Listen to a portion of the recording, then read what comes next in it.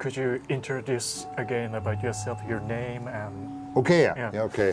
So I'm Jürgen Reis. And Jürgen Reis. Yeah, and I'm the chief engineer for MBL.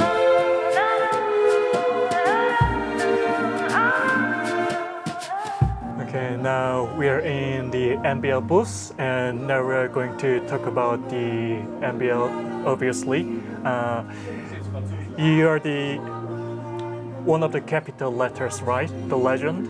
No, I'm not. The capital letters are the three founders. Yeah. And so the company was founded in 1979, and I joined in 1982. So 3 years after foundation. Mm-hmm. But in the meantime, I'm with the company for over 40 years. Over 40 years. Wow. Years, yeah. I'm the chief engineer now for 38 years. yeah, so a long time. Yeah. So you are the legend. Yes, sort of. Yeah. Previously, we had an interview with Mr. Anton Ferber, but didn't ask about the amplifier system, exactly the 9008 and 911 as well. Can you tell us more about the amplifier? Sure. So these amplifiers are developed from scratch, and they are carrying some important points. One point is that directly from the input jacket we go to the plus and minus of the output stage. So this is direct push-pull. We do not have any complementary stage, and so this gives us a very good control of the output and a very high bandwidth. We have several megahertz bandwidth. It goes from DC to several megahertz and very low noise. Mm-hmm. And this was the input stage, and the output stage we have class A circuit that's swimming with a power supply. And so with this both techniques, when you measure the power amplifier, the distortion is very homogeneous all over the frequency and all over the level. So no matter if you just listen to 1 watt or 100 watt or 1000 watt at 2 ohms, which is possible, the distortion stays low and the same. You mean without including the negative feedback circuit as well? The thing is that this power amplifier is optimized without feedback loop. So the open circuit goes up to 30 megahertz, and we have local feedback from the input stage, a local feedback at the output stage, and we have also overall feedback, but it's not as strong. So it was important for us that we optimized the circuit, that it works best also without any feedback. So when you characterize, for example, one transistor is specified by 26 different parameters. And when, for example, when the voltage changes on the transistor, then the capacitance will change, and so the bandwidth will change. And to prevent this, we have a clamping device on the transistor, that the transistor has always the same voltage, so that the capacitance doesn't change and so the bandwidth doesn't change. The similar goes to the so-called current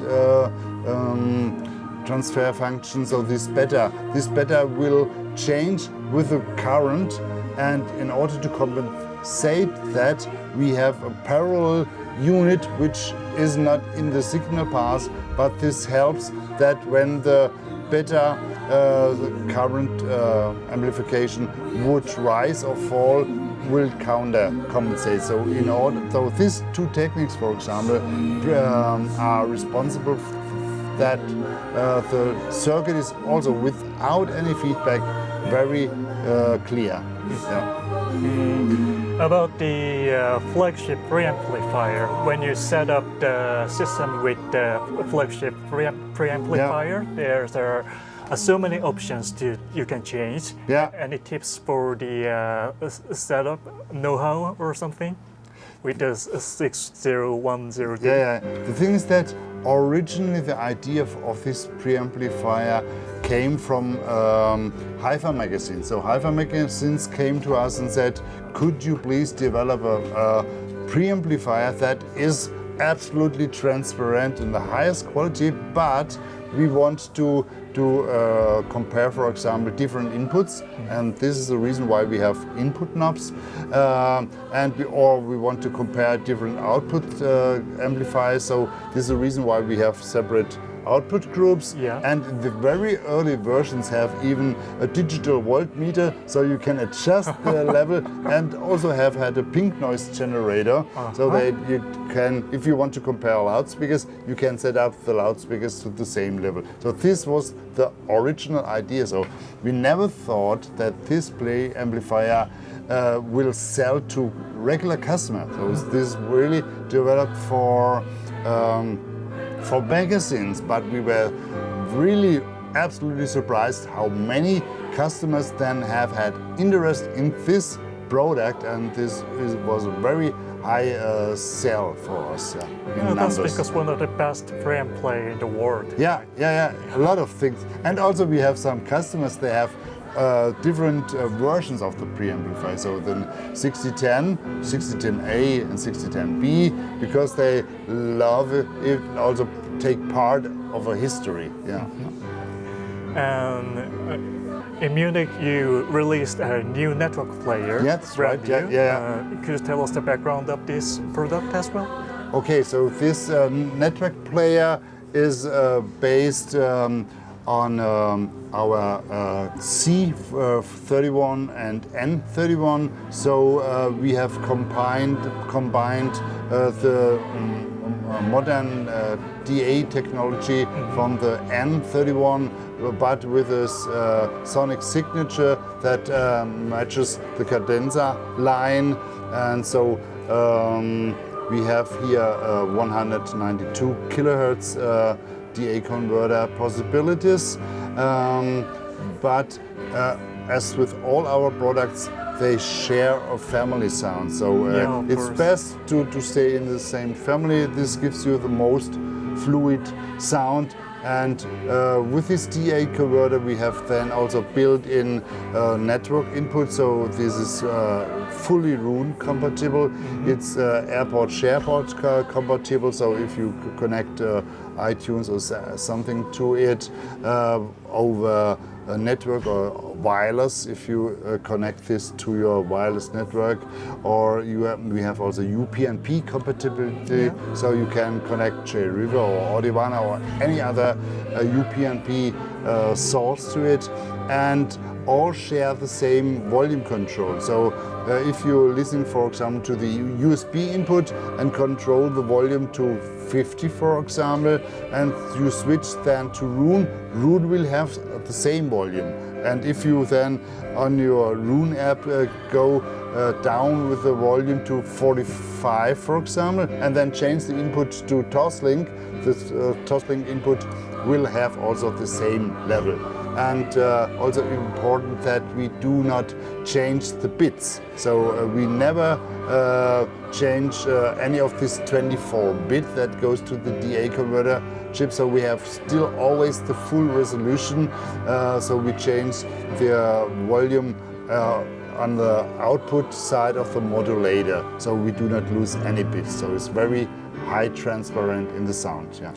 So in future, you're going to launch the Noble line version of Streamer and the flagships as well? We will see.